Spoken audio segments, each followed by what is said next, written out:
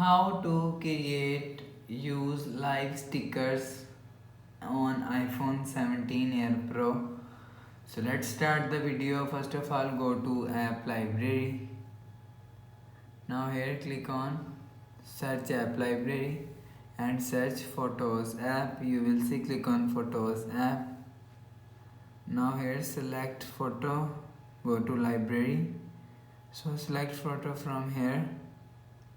So after select photo, click on screen and just click and hold on screen. So click on add sticker. So you will see sticker is add. So after the process, go back to home screen, refresh phone. So that's how you can create use live stickers on iPhone 17 Air Pro. So if you like the video, please subscribe. Thanks for watching.